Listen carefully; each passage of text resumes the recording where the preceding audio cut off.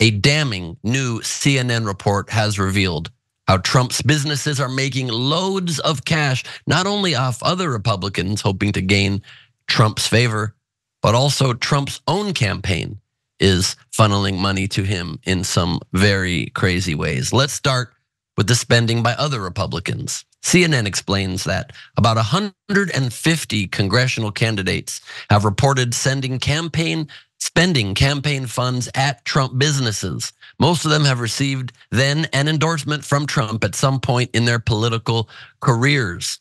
These include politicians like Herschel Walker, Kari Lake, and Bernie Moreno, who's running for the Senate in Ohio, and some of the great intellectuals of our society, no doubt.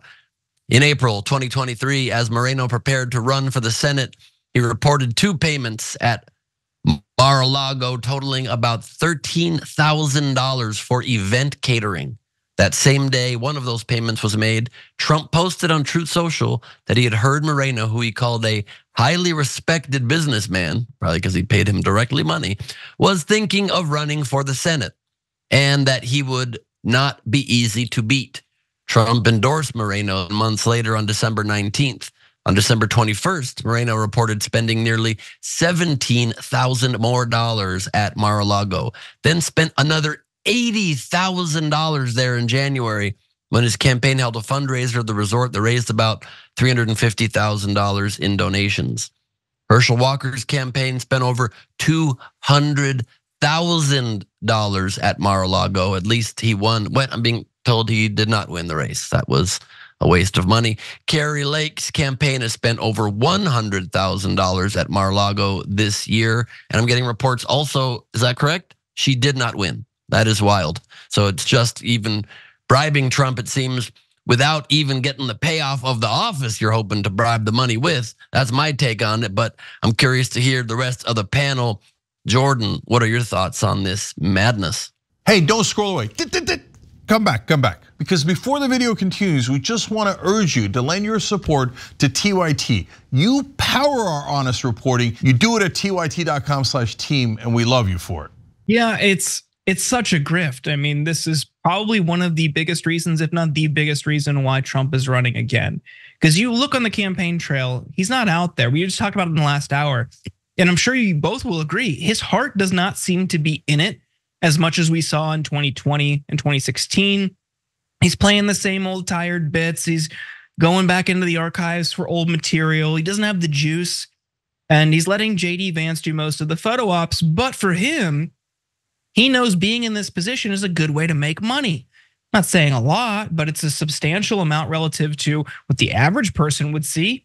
So these are good chunks of change for somebody just to have their name on a building. It's why he had the post office in DC turned into the Trump Hotel. And then as soon as it became inconvenient, too big of a headache, too big of an ethical concern, then he got rid of it. So this is why he is doing this, I think, largely. So he can profit off of it. He could direct all of the government services. He could direct all of his events to his hotel. You probably both remember while he was president, he was charging ridiculous rates for the Secret Service to stay at his golf clubs, at his hotels, at his resorts. He was profiting off of the government, off of our tax dollars, and he's doing the same again. He still has Secret Service protection, but he's also doing it from these campaigns. Maybe it's a bribe. Maybe it's in exchange for an endorsement.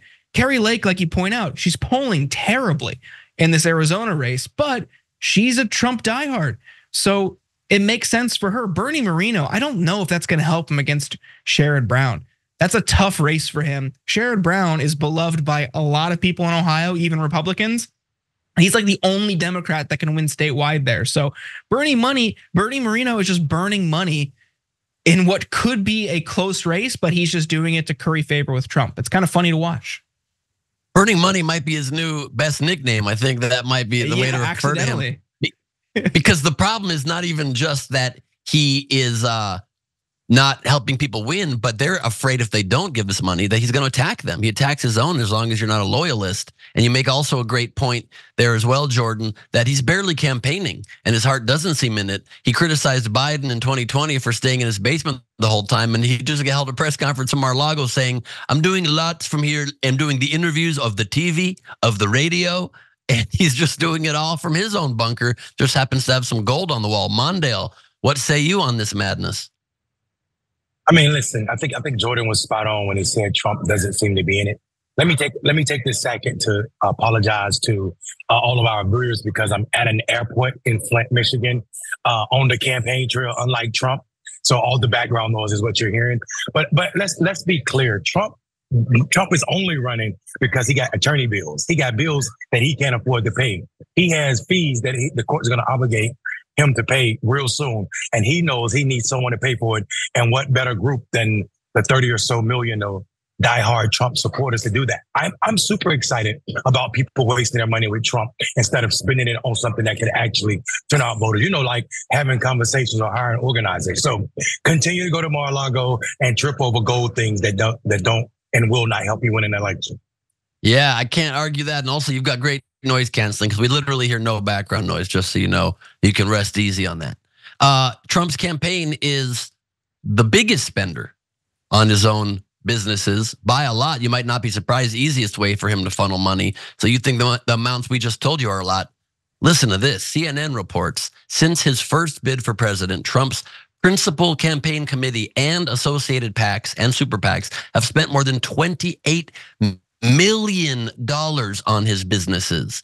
Now we're getting into the real money, and you see the real grift happening even at that very much next level. Most of that money hasn't gone to Mar-a-Lago. Instead, it's been funneled into TAG Air Inc., which operates Trump's Boeing 757 jet, otherwise known as Trump Force One. Maybe because it's the one thing it doesn't have Trump's name on it, and it might be a little bit less obvious for people to see the correlation. But again, Trump controlled, Trump owned. His campaign and associated committees have spent more than $14 million on air travel from TAG Air Inc. The company is listed as being worth between $5 million and $25 million. And Trump reported earning $4.4 million income from the company. He also reported earning $56.9 million from Mar-a-Lago.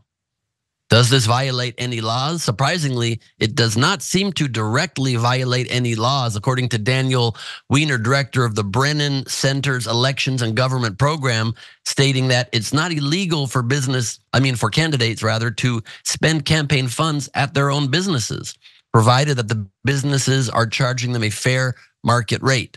But Weiner noted that donors may not realize some of their contributions are going indirectly into Trump's pockets. That, plus, as Jordan mentioned, if you remember, these rates are not always being charged at fair market rates. The huge criticism Trump has been receiving for insanely inflating it or for charging his own Secret Service exorbitant rates. Do you think maybe the people protecting your life should get the friends and family rate?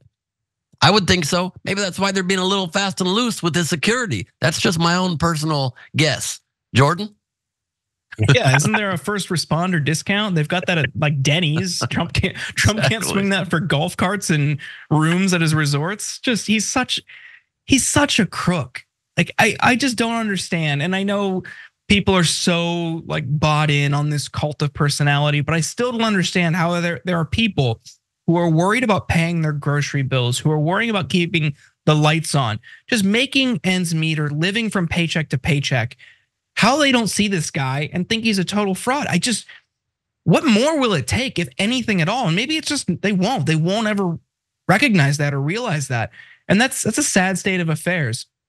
Some of this money, though, you're talking about the money going into from the campaign into his businesses directly.